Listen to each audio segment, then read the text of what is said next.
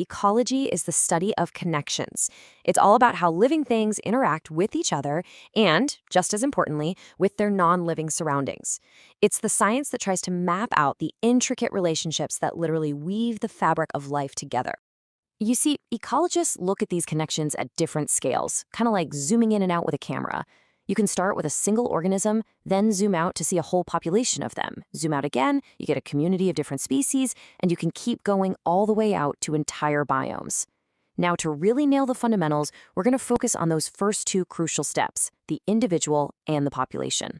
So let's start by zooming all the way in. Let's look at that first level, the single individual organism and its personal fight for survival. So, what even is an organism? Well, it's any single living thing. Our polar bear, a tree in your backyard, even a mushroom.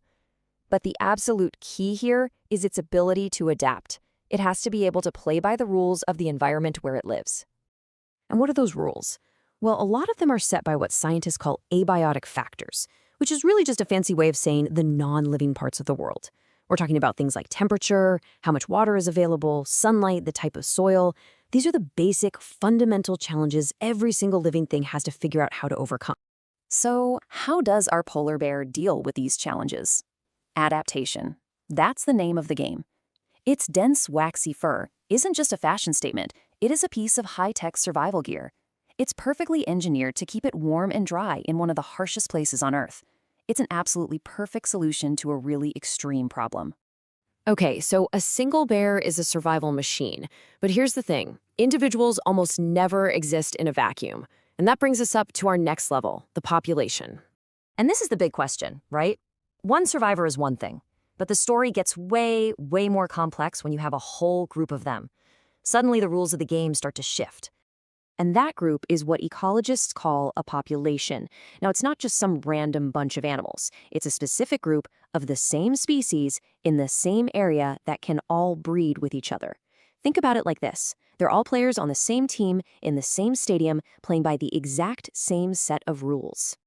But a population story is never static. It's always changing. It's this dynamic story of booms and busts, and it's all shaped by four key forces. Okay, let's think of a population's size like a bank account. The first way you can make a deposit is through natality. That's simply the birth rate. Every new baby animal is another +1 in the account. The second kind of deposit? That's immigration. This is when new individuals move into the area from somewhere else, adding their numbers to the local bank account. Of course, it's not all deposits. You've got withdrawals too. The first and most obvious one is mortality, or the death rate. Every death subtracts from the total balance. And the final withdrawal is emigration. That's when individuals pack up and move out of the habitat for good. So at the end of the day, it's the balance between these four things: births and emigration adding to the account, and deaths and emigration taking away, that determines whether a population is growing, shrinking, or just holding steady. Now, this whole interplay creates two classic patterns of growth. First, if you have unlimited food and space, you get exponential growth. The population just explodes. It's like a rocket launch. But in the real world, resources are always limited, right? And that leads to logistic growth. Here, a population grows fast at first, but then it starts to slow down and eventually levels off as it hits the limits of its environment. Ecologists have a great name for that limit: the carrying capacity. So we've got these populations, they're always in flux, but they don't exist in a bubble. What happens when they bump into other populations? Well, there are rules for that too, the rules of engagement. Species basically interact in 5 main ways. You've got predation, that's a clear win-lose situation, like our polar bear and a seal. Then there's competition, where 2 species are fighting for the same stuff. That's actually a lose-lose because it costs energy for both sides. Parasitism is another win-lose. Then you get the more interesting ones. Commensalism is a win for one and a total meh for the other. It's unaffected. And finally, you have mutualism, the ultimate win-win where both species benefit. These interactions are basically the social network of the natural world. Okay, let's zoom out one last time and put all of these pieces together to see the big picture. We started this whole journey with something as simple as the fur on a single polar bear, a basic adaptation.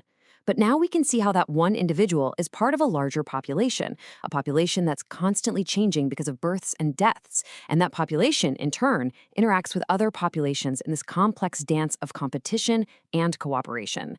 That, right there, is the heart of ecology, the simple, powerful idea that everything is connected. And that really leaves us with one final big question.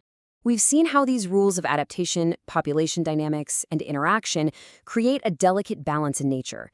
So how do these very same forces shape our own human world? What can the rules of life teach us about ourselves?